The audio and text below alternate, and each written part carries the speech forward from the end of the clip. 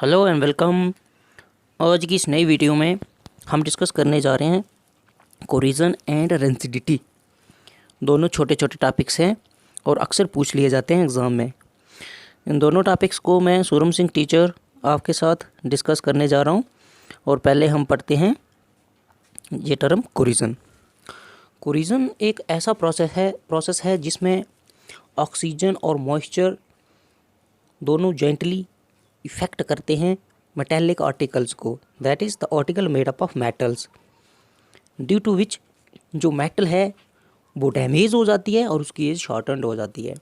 And this is caused by slow oxidation reaction, जो हम जिसको हम नोटिस नहीं कर सकते।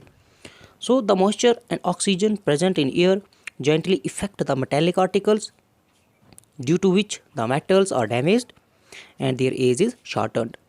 This is caused by slow oxidation reaction. Examples इसकी रस्टिंग ऑफ आयरन बहुत ही कॉमन है। अगर आयरन का कोई ऑब्जेक्ट या कोई टूल हमारा बाहर रह जाता है तो एक ब्राउनिश कलर की लेयर आ जाती है, वही रस्टिंग ऑफ आयरन होता है।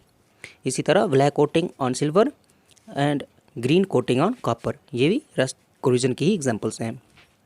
कोरिजन जो है ये डैमेज करती है कार बॉडीज़ को, ब्रिजेस को, शिप्स को and any other metallic articles जो भी हो उसको ये बहुत नुकसान पहुंचाती है। अब इसको प्रिवेंट कैसे किया जाए? तो corrosion is prevented by applying grease to metallic objects. अगर किसी भी मेटेलिक ऑब्जेक्ट को अगर हम ग्रीस लगा देते हैं तो हम उसे बचा सकते हैं कोरिजन से। ऑयलिंग और पेंटिंग द ऑब्जेक्ट, अगर ऑयल लगा देते हैं या पेंट लगा देते हैं तो भी बचा सकते हैं। बाई इलेक्ट्रोप्लेटिंग, इलेक्ट्रोप्लेटिंग एक ऐसा प्रोसेस है जिसमें हम एक मेटल को बचाने के लिए किसी दूसरी मेटल का पॉलिश कर देते हैं या पेंट कर देते हैं।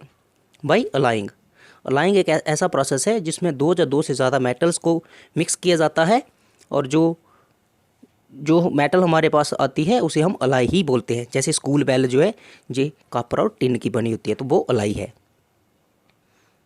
अब हम पढ़ते हैं कि what is rancidity.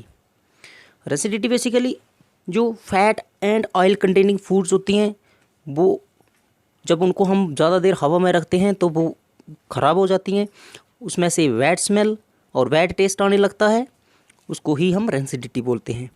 Fats and oil containing food gate spoiled due to oxidation by oxygen present in air and give foul smell and bad taste, is called rancidity.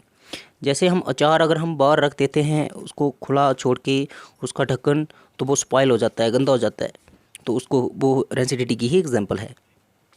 अब इसको प्रिवेंट कैसे किया जाए?